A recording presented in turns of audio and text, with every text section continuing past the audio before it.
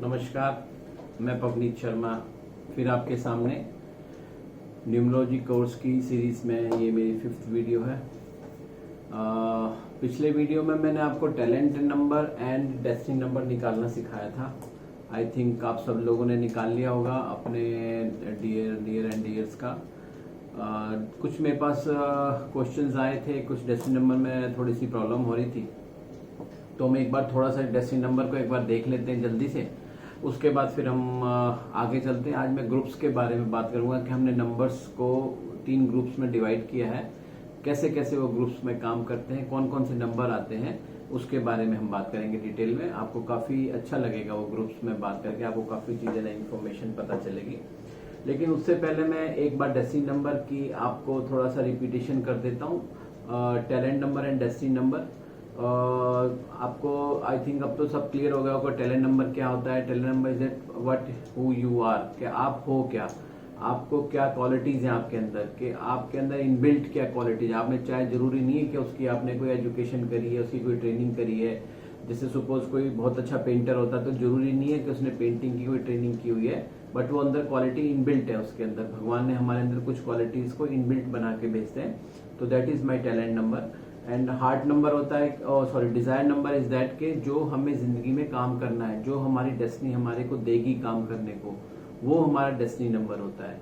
तो मैंने आपको साथ में कैरेक्टरिस्टिक्स बताई थी कि जो जो नंबर की कैरेक्टरिस्टिक्स आती जाएंगी, जैसे जैसे कैरेक्टरिस्टिक्स नंबर आते जाएंगे टैलेंट में और डेस्टिनी नंबर में, उसके हिसाब से उन नंबर्स की कैरेक्टरिस्टिक्स के हिसाब से हमें टैलेंट नंबर मतलब हमारे अंदर वो क्वालिटीज हैं, और डेस्टिनी नंबर के मुझे वो जिंदगी के अंदर उस नंबर से रिलेटेड कैरेक्टरिस्टिक्स मुझे जिंदगी के अंदर काम करने ही पड़ेंगे।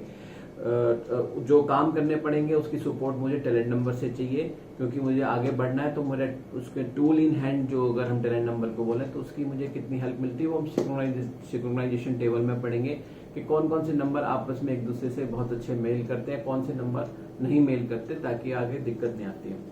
तो मैंने आपको टैलेंट नंबर की कैलकुलेशन बताई थी, that is very easy. Date of birth से निकलती है, सबको अलग अलग निकालना है। आप सबने अच्छी तरह कर लिया होगा। डेस्टिनी नंबर जो था वो नेम से निकलता है, नेम के उससे निकलता है। तो नेम में मैंने अल्फाबेटिकली 1 to 9 को अल्फाबेट्स को कर दिया था कि आपको 1 to 9 में ए से लेकर आई तक 9, फिर जे से लेकर आर तक 9, और फिर एस से लेकर जेड तक 8। तो हमने न्यूमेरिकल वैल्यूज इसकी डाली थी। तो मैं एक बार जल्दी से इसको रिपीट कर देता हूँ, और इसके बाद एक छोटा सा एग्जांपल लूंगा। उसमें 11 और 22 को मैं आपको बताऊंगा। 11-22 को आपको सिंगल ही रखना है, उसको सिंगल डिजिट में कन्वर्ट नहीं करना है। अब यहाँ पे एक नाम है प्रज्ञा गुप्ता, उसकी वैल्यूज मैंने रख दी। पी की 7, आर की 9, ए की 1, जी की 7, वाई की 7, ए की 1। इस तरह गुप्ता में जी की 7, जो यहाँ पे आप वैल्यूज देखें, यू की 3, पी की 7, देन ए की 1। दोनों को प्लस कर दिया। इसको अलग बिल्कुल सेपरेट प्लस करना, ये ध्यान रखना। अगर 3 नाम आएंगे, मिडिल नेम भी कोई और आता है, मेरे पास बहुत सारे क्वेश्चंस आपके आए हुए हैं कि मिडिल नेम को क्या करना है। मिडिल नेम आए चाहे 4 आपके नाम हो, सपोज प्रज्ञा सिंह गुप्ता हो गया, प्रज्ञा देवी गुप्ता हो गया, तो वो देवी का भी अलग निकालेंगे, गुप्ता का अलग निकालेंगे, प्रज्ञा का अलग निकालेंगे। आफ्टर दैट सारों का 32, इनको कैलकुलेट किया 20, सिंगल डिजिट में कन्वर्ट करेंगे। 3 + 2 5, 2 + 0, फिर सिंगल डिजिट को जोड़ेंगे, 5 + 2 7। तो डेस्टिनी नंबर इनका आ गया 7। तो 7 मीन्स क्या होता है? एनालिसिस, रिसर्च, किसी भी चीजों को उसकी खोजबीन करना, ठीक है, स्टडी करना। तो ये प्रज्ञा गुप्ता की डेस्टिनी आएगी 7। जिंदगी में ये इसी तरह के काम कहीं ना कहीं पढ़ाते हुए जरूर मिलेंगे, कहीं ना कहीं सिखाते हुए जरूर मिलेंगे, सीखते हुए जरूर मिलेंगे, वो उसकी डेस्टिनी नंबर 7 है। अब मैं आपको एक थोड़ा सा इसके अंदर एक चेंज करके दिखा देता हूँ, सो दैट के 20 का जो आपको कॉम्बिनेशन है वो आपको समझ में आ जाए। सपोज प्रज्ञा, अगर मैं बात करता हूँ कि खन्ना की, KHANNA, सपोज इनका नाम प्रज्ञा खन्ना होता, तो हम इसको कैसे लेंगे? तो के वैल्यू आप कहाँ से देखेंगे? 2, H की वैल्यू 8, A की वैल्यू 1, N की value 5, then again 5, then again 1। अब इसको हम जोड़ेंगे तो 2 + 8 + 1 + 5 + 5 + 1, इसको हम इकट्ठा जोड़ेंगे तो दैट इज 8 + 2 10, 11, 11 10 21 एंड 22। तो यहाँ पे ये हमने देखा ये 22 आ गया। तो अब आपको इसको 4 नहीं करना है, तो दैट इज 22।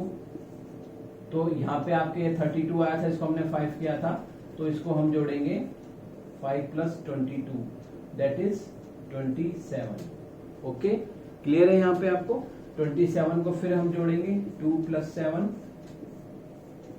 ये आपका आ गया 9।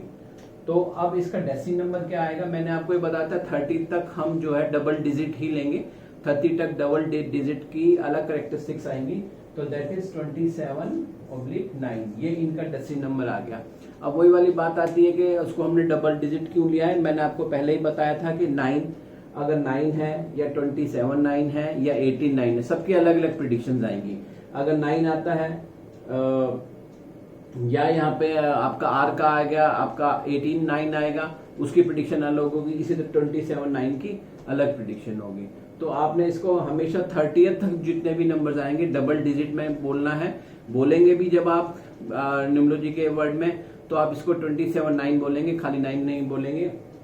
बेसिक क्वालिटी 9 की रहेंगी, लेकिन जो है आपको जब हम प्रिडिक्शन पार्ट पे आएंगे तो वहां पे आपका 27 9 की प्रिडिक्शन अब हम करेंगे इसको। तो आई थिंक आपको क्लियर हो गया होगा। मैं इसको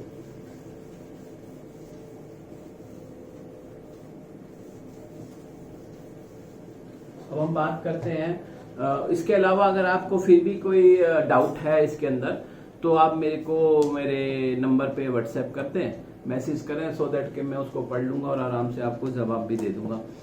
इसके बाद हम बात करते हैं इसके अंदर हमारे नंबर्स की। मैं और एक बात बता दूं आपको, 1 to 9 हमारे मेजर नंबर होते हैं, ठीक है। देन 11 and 22 जो हमने बात करी थी, ये हमारे मास्टर्स नंबर होते हैं, जिनको हम सिंगल नहीं करते हैं। देन इसके बाद जो डबल डिजिट के नंबर्स होते हैं, उसको हम आगे डबल डिजिट में लिखेंगे, 30 तक डबल डिजिट में लिखेंगे, और उसके बाद हम उसको फिर सिंगल डिजिट में कन्वर्ट करने जाएंगे। इसके बाद एक हमारे इनके अंदर एक नंबर्स आते हैं, कार्मिक नंबर्स।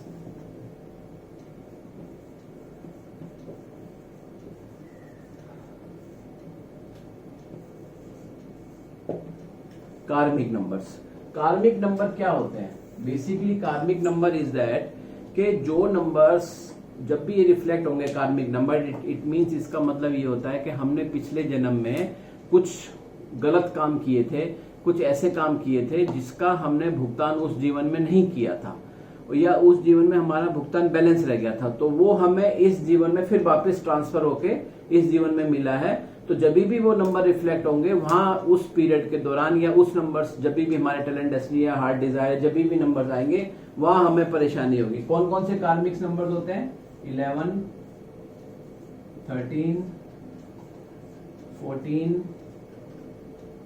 then 16, then 26,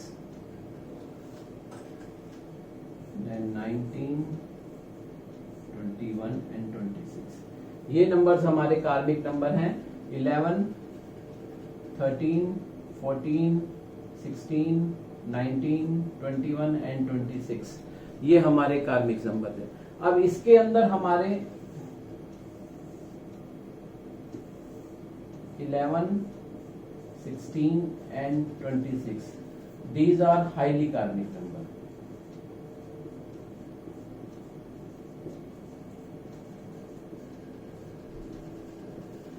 और बाकी जो बैलेंस बचेंगे 13, 14, 19 and 26, these are सेमी कार्मिक नंबर्स।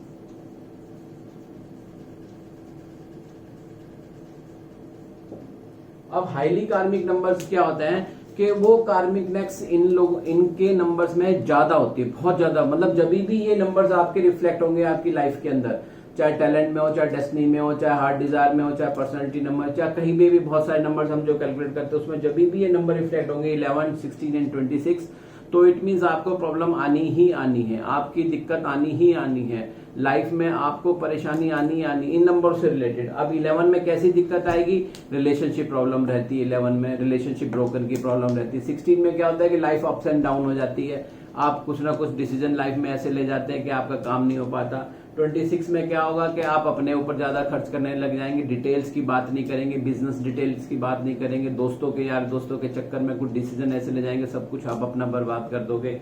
तो 11, 16, 26 अगर मैं मोटी मोटी बात करूं तो ये नंबर जब भी आएंगे, जैसे हम इवेंट नंबर निकालते हैं, चार्ट्स बनाते हैं, तो इवेंट नंबर आते हैं। इवेंट नंबर मतलब पर ईयर के कौन कौन से नंबर आ रहे हैं, तो वहां पे जब भी ये नंबर रिफ्लेक्ट करेंगे, इट मीन्स उस ईयर में आपकी पिटाई होनी है।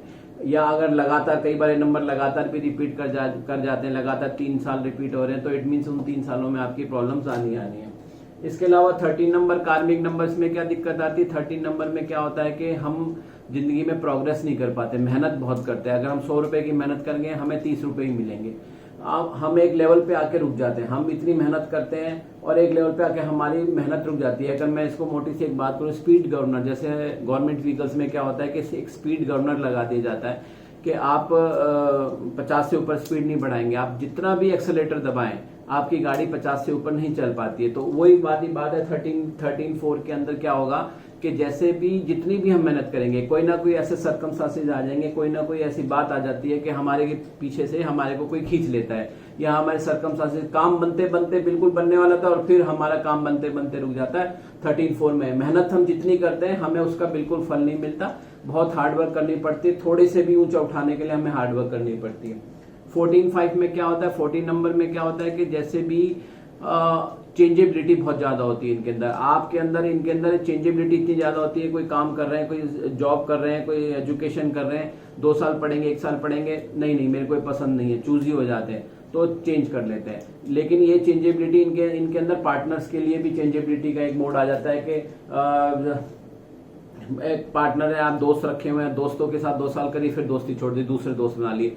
तो सबसे ज्यादा डाइवर्स केसेस हम देखेंगे, सबसे ज्यादा तलाक वाले केसेस हम 14.5 के अंदर आपको मिलेंगे, क्योंकि अंदर एक चेंजेबिलिटी मोड होती है। इसी तरीके से 19 नंबर में क्या होता है कि इनके अंदर कोवर्कर्स इनके साथ नहीं देते। कोवर्कर्स मतलब आपके ऊपर वाले, आपके बॉस हो गए, आपके नीचे वाले काम करने वाले हो गए, आपके साथ काम करने वाले हो गए, इवन आपके रिलेटिव्स, वो भी आपको साथ नहीं देते। जिंदगी में एक यहाँ पे लेसन मिल जाता है कि हमें जो है अकेले ही जीवन में स्टडी को आगे बढ़ाना है। 21 में क्या होता है कि इमोशनली ब्लैकमेल होने लग जाते हैं 21 के अंदर। तो हमें जो फीमेल्स हैं या जो यंग गर्ल्स के अंदर है, अगर 20 नंबर 1 आता है तो हमें बहुत ध्यान रखना पड़ता है कि यहाँ पे इमोशनली ब्लैकमेल होना बहुत स्वाभाविक है। तो इस तरीके से हम ये देखते हैं कि ये कार्मिक नंबर हमें कैसे परेशान करते हैं। जब ये कार्मिक नंबर आएंगे, जब हमें इनसे परेशानी रहेंगी। तो दीज आर कार्मिक नंबर जो मैंने आज आपको बताए। इसके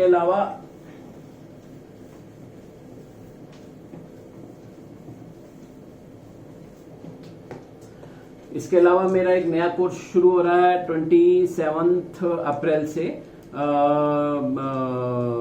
जूम पे शुरू होगा। शाम को 5 बजे से 7 बजे तक उसकी क्लासेस रहेंगी। हम 15 क्लासेस लेते हैं 2 आवर्स ईच की, और उसमें 2 क्लासेस जो होंगी वो प्रैक्टिकल क्लासेस होंगी।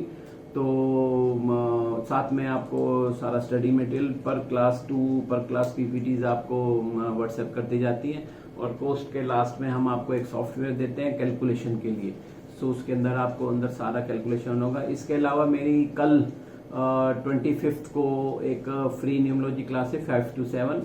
अगर आप उसको देख सके तो आपको सारी कोर्स के बारे में, सारी डिटेल आपको कोर्स के बारे में उसमें भी पता चल जाएगी।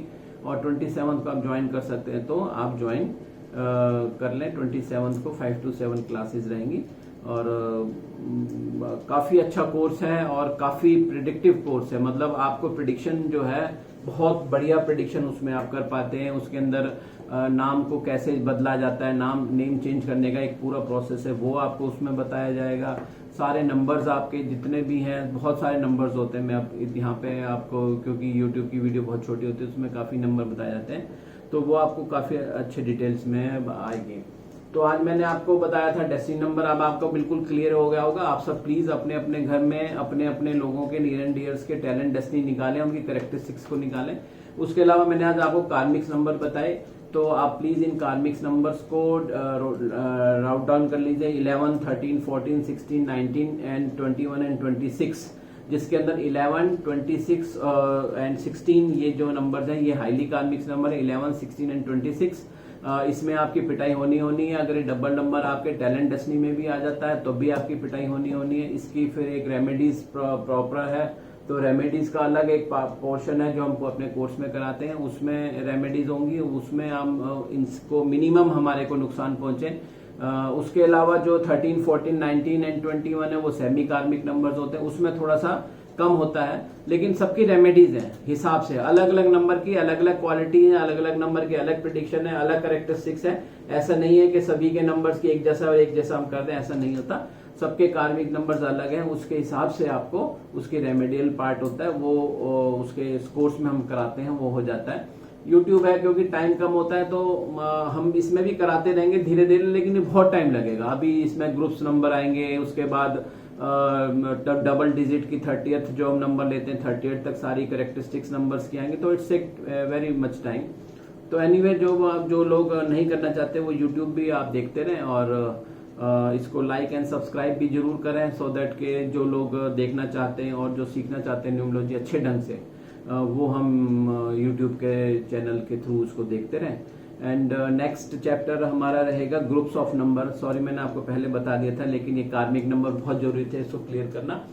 नेक्स्ट चैप्टर में हम पढ़ेंगे ग्रुप्स ऑफ नंबर। हम 3 ग्रुप्स डिवाइड करते हैं कि किसी भी चीज को नंबर्स, एक चीज होती है शुरू करने वाले, स्टार्टअप्स जिनको हम बोलते हैं, स्टार्ट करने वाले नंबर, तो उनके नंबर आता है 1, 5 एंड 7। कैसे करते हैं वो मैंने कल बताऊंगा। उसके बाद सेकंड ग्रुप आता है कैरी आउटर्स, हार्ड वर्कर्स, कि उन स्टार्ट तो हो गया, दे आर नॉट स्टार्टर, वो कैरी आउट, उसको आगे बढ़ाते हैं। कौन कौन से नंबर होते हैं? 2, 4 एंड 8।